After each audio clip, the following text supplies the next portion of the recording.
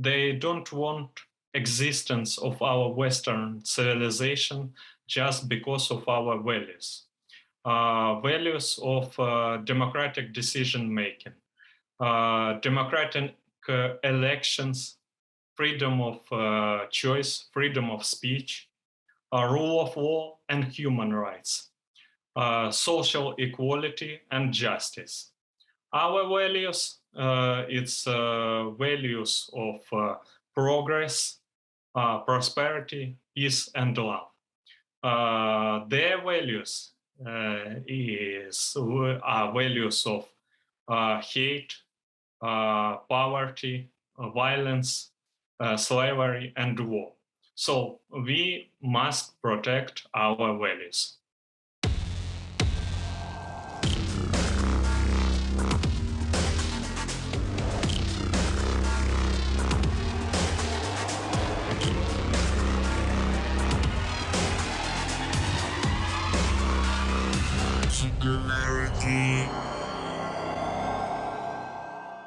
When the war in Ukraine started, I asked myself if I could do anything to help somebody in need. I have no friends or family in Ukraine, but I remember that a couple of years ago, I was interviewed by a Ukrainian from Donetsk. When I got in touch with Alex Padalka, he was hiding underground from the daily shelling he had to endure, and for months he was surviving on rotten food and dirty water. Alex had lost a lot of weight, and his health was deteriorating. On top of it all, he is legally blind because he has retinitis pigmentosa, an eye disease where one can have some peripheral vision but can't see anything straight ahead. Given his dire situation, Alex told me that he was ready to die because he had no idea if or how he could stay alive, let alone escape. But that was my opportunity to help. I shared Alex's story with my network, and a very generous person reached out. Now, I can't share many details of this dangerous operation. All I can say is that some brave people risked their lives to go get Alex out. His rescue cost $54,000 to execute, and we had no guarantee of success. But after a month of planning, we were able to get Alex out of Donetsk and into Poland. In Warsaw, we connected Alex to some very generous people who helped him find a place to live and set him up with 3 hot meals per day. They even paid for him to visit many doctors, including eye specialists, because Alex was skinny and weak after his ordeal and had lost even his peripheral vision. Now, the good news is that after several months of eating good food, drinking clean water, and sleeping in a safe place, Alex has recovered his health and even a tiny bit of his peripheral vision. But we're hoping we can help him more. Alex has already had 2 ultraviolet corneal cross-linking surgeries, and most recently he had an $800 DNA test. The test results will take a couple of months, but if he has a specific gene mutation, we hope that the new adenovirus genetic treatment could help him recover some or most of his eyesight. And if he doesn't, we're also looking at several other options. The problem is that these medical treatments cost well over 10,000 euros. And everyone involved has already spent thousands and given as much as we can. So unfortunately, we have run out of money. And that's why I need your help. Do you know anyone who has lost sight? Can you imagine being blind and bombed for weeks and months? Can you imagine hiding underground while eating rotten food and drinking dirty water? Can you imagine being a blind war refugee in a foreign country while your only hope to see again costs tens of thousands of euros that you don't have? That is what Alex Padalka has to deal with. Yet he never complains and is never angry or upset. Somehow, he always has the strength to smile and stay happy. I have no idea how he manages, but that's inspiring to me. So while initially I thought I was helping Alex, I now feel that he has helped me become a better person through his example of joy and gratitude. Furthermore, Alex has silently reminded me that when we help others, we also help ourselves. Because as the poet Rumi says, you are another version of me. I am another version of you. So I know I have gained at least as much from helping Alex as he has gained from getting help. Now, you can say that Alex is just one person and the whole country of Ukraine needs help. And this is true. But a country consists of individual people, and Alex is one very good person who needs our help now. Plus, we know what to do. We know where we can do it, and we know how to do it. All we need is your help to get it done. We promise that all donations will go directly to Alex's bank account in Poland, and neither I nor anyone else will have access to that money.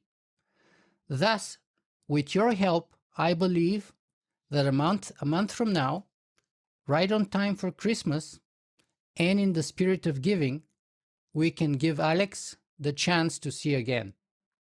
That is why I feel very privileged to be a small part of a group of very generous people helping him for the past 6 months. I'm proud to say that we have managed to save his life. Please join us and help us save his sight. Go to helpaukrainian.com and make a donation now. That is helpaukrainian.com. helpaukrainian.com. Thank you very much in advance. And now I want to introduce you to my podcast guest today, Alex Padalka. My hope is that our conversation will show you the human behind our fundraising campaign and motivate you to help and understand why I'm so committed to helping him out. So, welcome to Singularity FM, Alex. Thank you so much, Nicola, for inviting me. I appreciate it. Fantastic, my friend. So, you know the deal with my podcast. The first question is always the same. Who is Alex Padalka? I am a former entrepreneur. I am a former founder of the human rights group Justice, and also founder of the Ex-Human channel, where I conducted interviews on different scientific topics. Fantastic, my friend. So perhaps you can share a little bit about your entrepreneurial background and the NGO that you had started in Ukraine.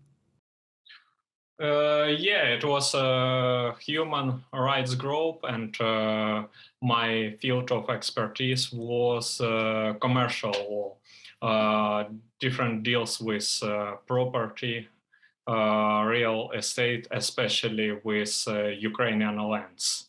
And before the war, I even had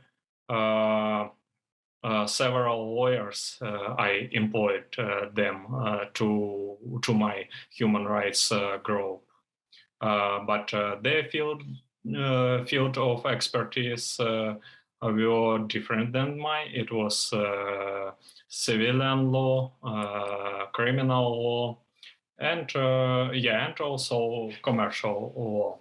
And so what was your mission? Why was it an NGO? What was the mission of your organization? Because it's if you select this form, it's easy to be a representative in the court. It's easy to help people in this way. It's more about Ukrainian law, why you don't take, for example, attorney license and prefer to be representative in court. In my opinion, it's more effective. I see. And were you giving a discounted rate or free services to people who couldn't afford it and so on? That's what I'm trying to understand. Some, some for poor people it was for free. For some people it was discounted, and for some people, it was for money. Fantastic. I understand. Maybe you can share with us your story in general and specifically what happened to you after the Russian invasion and how you ended up in Poland. Maybe you can kind of walk us. I know you can't tell us all the details, but perhaps you can walk us through some of the major events in that story of yours. Oh, great, Nicola. Let me start that for me, war started much earlier than in 2022.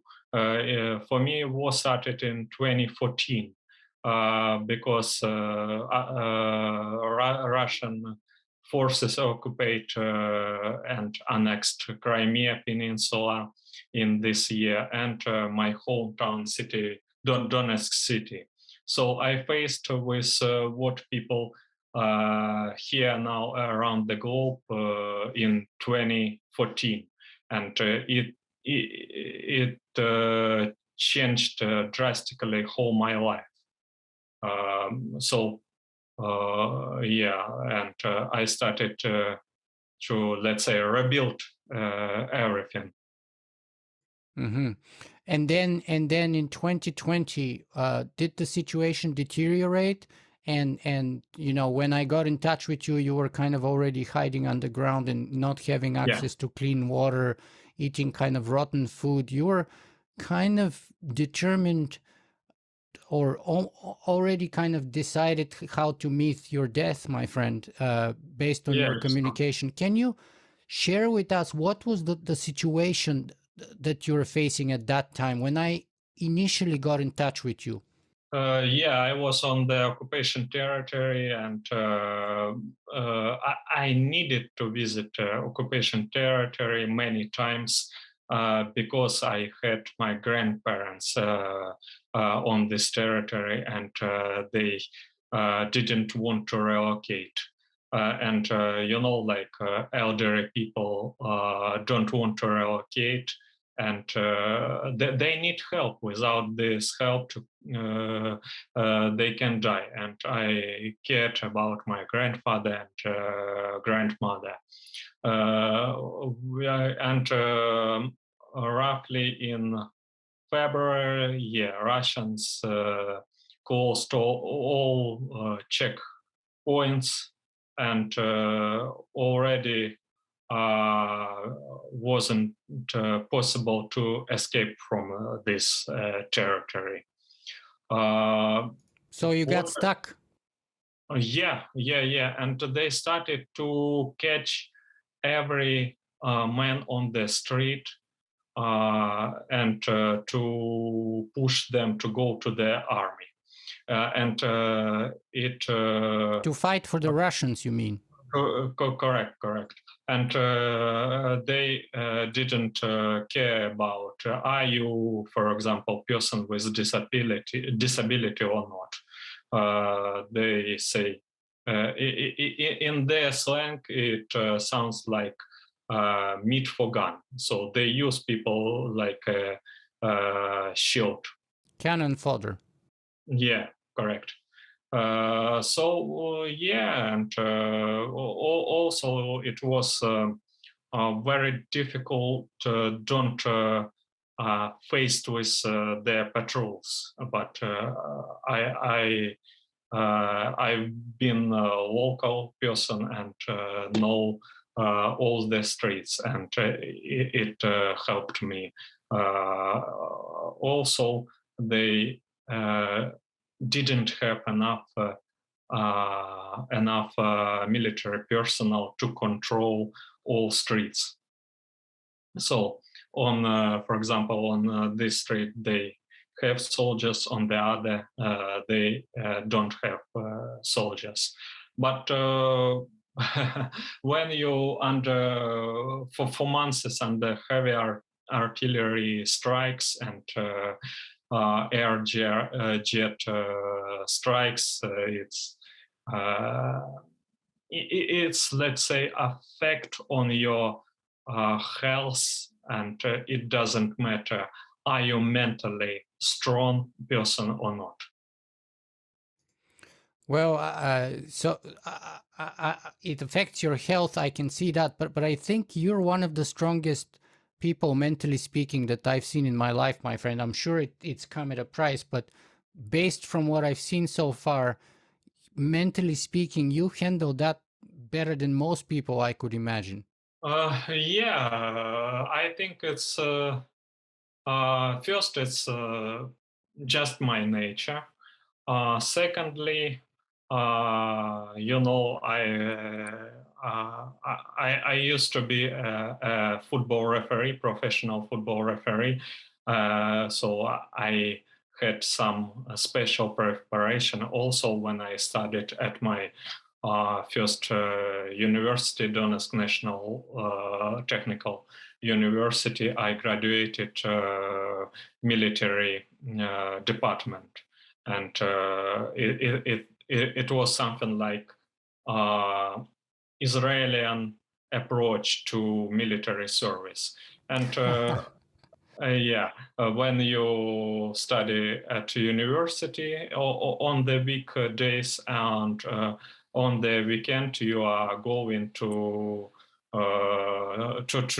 to military department, and it helped me to survive. It helped me to have some mental health.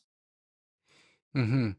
And describe to me sort of the state of your sight at that time in early 2022, because you went to help your grandparents, which is amazing, but you're already legally blind by that time.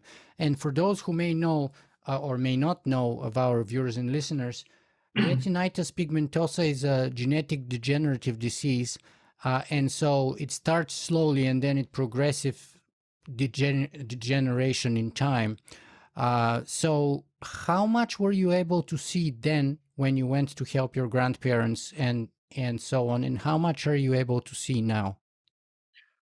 Much better before February, much better, and I was able to use public transportation and to go without assistant where I want. And then I don't know really what happened, and doctors can say it only after genetic testing. Yeah, but when you're talking about that this disease progressive, sometimes it's this disease progress. Sometimes people live with this disease all their life, and this disease can be stable. I So see. maybe I think maybe because of I didn't get supportive medical care, medicines for what I'm usually get. It were some injections, some pills, and yeah, also it's nutrition, water, and about stress. Maybe like I don't feel that I'm not stressing, but inside maybe yeah, it was also stress. Yeah, I can imagine drinking dirty water, eating rotten food, being bombed or shelled for weeks and months at a time takes a toll on you. And when you ended up, when we managed to take you to Poland, you were super skinny, probably anorexic is the better word. And even now you're very skinny, but at that time you were like super skinny and in very bad shape. And unfortunately, I remember when we got you to the hotel the first day, you had lost even your peripheral vision to the point where you were unable to even go to make it to the breakfast buffet restaurant where you can eat. So you had lost everything. Yeah, and let me add, some people said that I had even yellow skin. They said I don't know why, but it was. Wow. So okay, so now the good news though is that now you look much better than when you ended in Poland, and clearly some very good people there who are helping you out very extremely generously. Are a major reason as per why you have recovered. And my understanding is that you have not only gained a little weight, but you have even recovered a tiny bit of your peripheral vision. Is that the case? Yeah, correct. After visiting doctors, after getting some special pills and two surgeries, USV surgeries, yeah, it improved my peripheral vision. So I hope it stopped progression of my disease. But for completely recovering, I will need results of the genetic testing, and I heard that if cure will be possible, it will cost roughly 10,000 euros. Very interesting. So, tell me a little bit about the genetic test and that adenovirus, perhaps. What are we looking for with that test, and then what's the possible treatment that we need money for? Uh, Usually, people who have this disease, they have mutation. Scientists and doctors already know. So people have a mutation in the gene RPE65. And fortunately, uh, they already can cure this, like they say, repair this gene. They use adenovirus. The name of this medicine is Luxturna. They inject uh, this adenovirus uh, directly to the retina, and in several weeks, this gene works correctly, and retina recover, and people start to see again. So I Wow. hope that it will be possible to recover my sight again.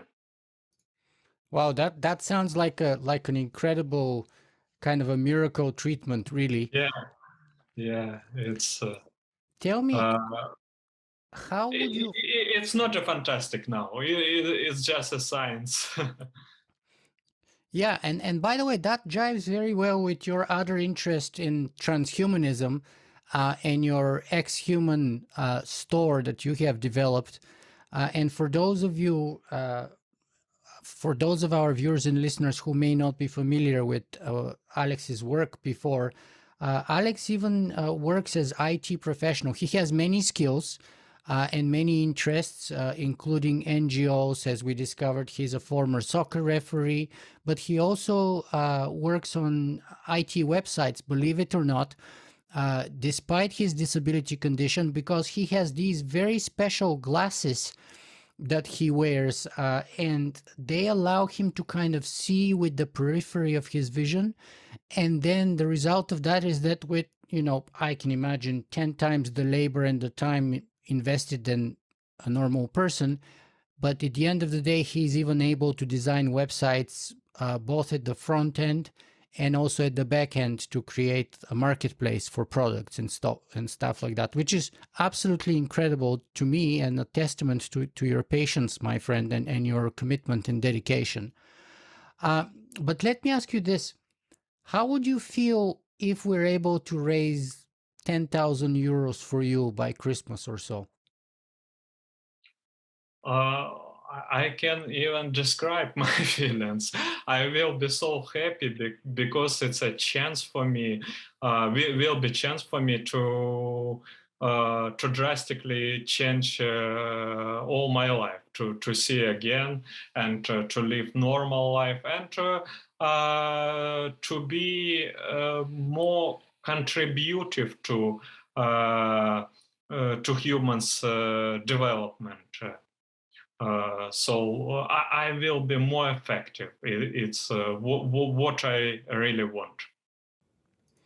Yeah, and that's what we're here for today. And I honestly do believe from the bottom of my heart we can do that for you, my friend. And we'll do everything that we can to help you out. And I think we should be able to do it. So can you perhaps talk to us a little bit more about resilience in general? Because, you know, one of my personal interests is Stoic philosophy. And Stoic philosophy teaches a lot about resilience. And I feel that you, with your kind of story of coming out of the war in Ukraine and having to deal with what you had to deal with, maybe learned a lesson or two about resilience yourself. Do you want to share something with us? Yeah, it's not what happened. It's not a coincidence. Uh, it's when this approach, when you know, $20 is always $20, business as usual. We have to think uh, with what uh, people, companies, and states we are doing business. So if you give money to bloody regime, expect that later this bloody regime will attack you. I think our Western civilization have to be must have technological domination. Our Western civilization must be collaborative, united, and to take action every single day to protect our lifestyle, progress, peace, and values of love. Wow, that's amazing. You went directly to the level of our civilization.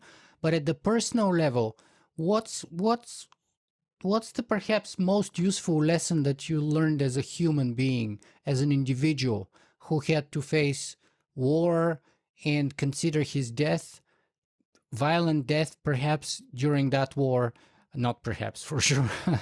So what's the lesson perhaps you want to share with us? Our lifetime so short, and in my opinion, we have to use it very effectively and to go big, to think big, and to try to achieve some big goals and um, to live to build something for new generations and to build a legacy. And I know you're big on transhumanism because that's how we got to meet each other originally a couple of years ago. As you know, most of my audience, they're singularitarians and transhumanists. So what do you want to tell to those members of our audience? And where do the ideas of transhumanism and perhaps artificial intelligence or all of the other exponential technology such as genetics, robotics, nanotech, synthetic biology, 3D printing, and so on fit within your worldview and so on? I expect that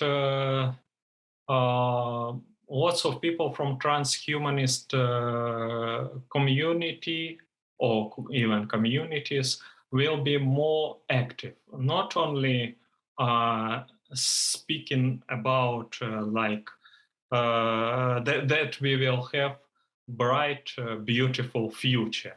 That they start to do like me, to maybe create unique devices, to create marketplace, and I'm planning to open NGO and to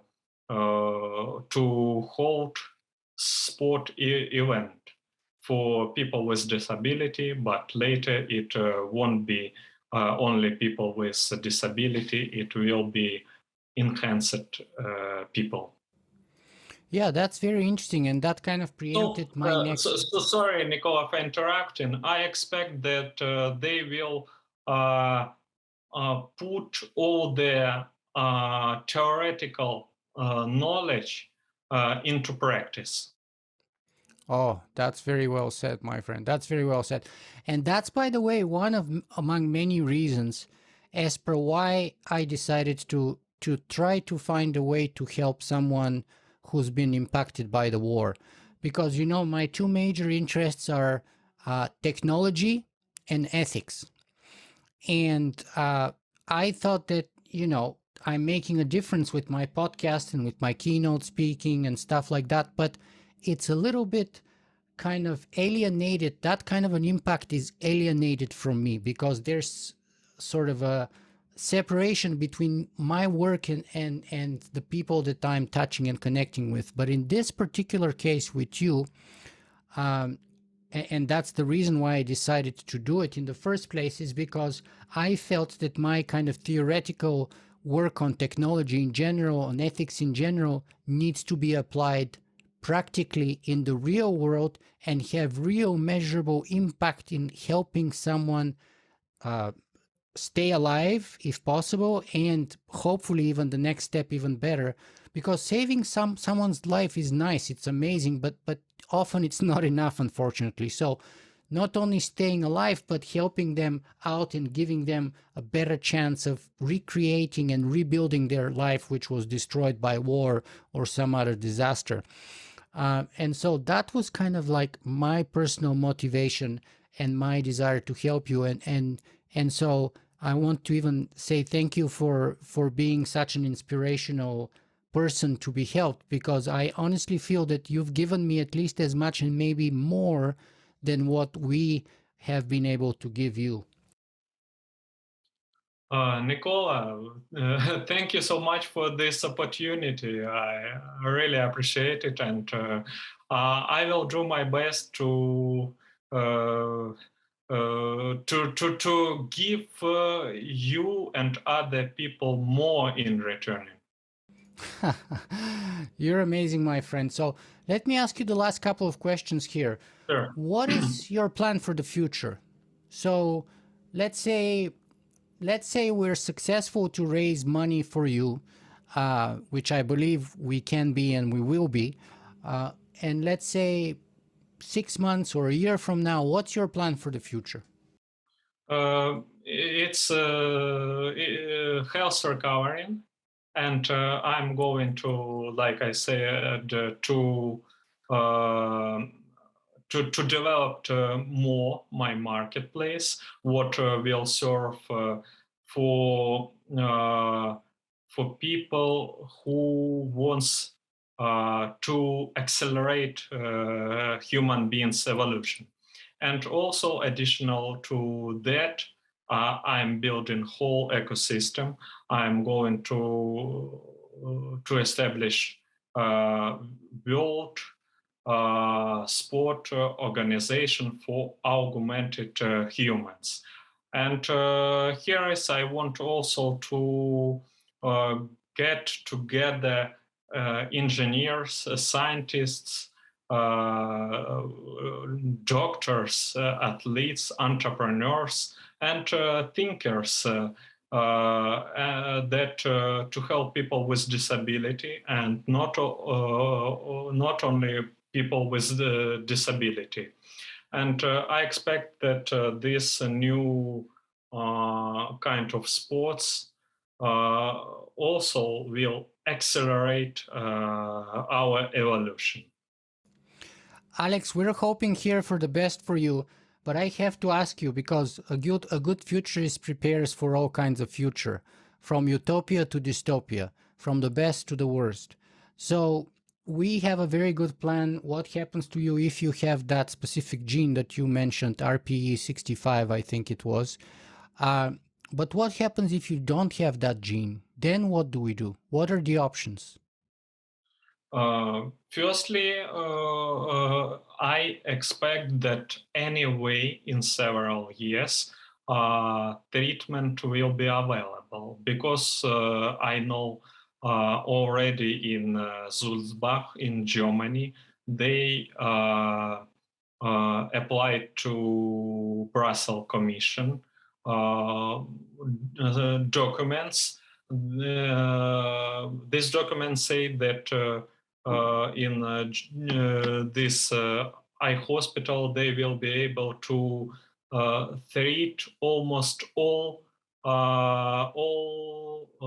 types of retinal diseases. Also, I know that in Moorfield Eye Hospital in England and in John Hopkins Hospital in the US, lots of medicine from these types of diseases in trial now. So I expect that anyway, in several years, treatment will be available. And this time, I will do what I said before. We will try to speed it up, everything. Excellent. And we really hope that you do turn out to have that gene. But when did you say that you're probably likely to find out the results of your DNA test? Doctor Professor said that it'll be roughly in the end of the December, maybe in the beginning of the January. Fantastic. And that's why we want to be ready and done with our fundraiser so that as soon as we get the results, we can immediately book your treatment and start making progress towards your full sight recovery, my friend. So we're all keeping our fingers crossed here, both for your fundraiser and for your DNA test. In the meantime, Alex, my last question that I always ask of my podcast guests is always the same. What's your final message? What's the one thing that you want us to take away from this conversation with you today? Maybe it's not a takeaway, it's a call to action. Dictatorships, autocratic and regimes and totalitarian regimes on the rise around the globe. Everything simple. They don't want existence of our Western civilization just because of our values. Values of democratic decision making, democratic elections, freedom of choice, freedom of speech, rule of law and human rights, social equality and justice. Our values, it's values of progress, prosperity, peace, and love. Their values are values of hate, poverty, violence, slavery, and war. So we must protect our values. Wow, we must protect our values. What a message, Alex. That's fantastic. Thank you so much. I really appreciate your time with us here today. I really enjoy your company and our conversations. And most of all, to our viewers and listeners, guys, this is Alex Padalka. I think we can make a real big difference to his life. Please go to helpaukrainian.com. That's again, helpaukrainian.com. helpaukrainian.com and make a donation now. Thank you so much, Nicola, for this opportunity.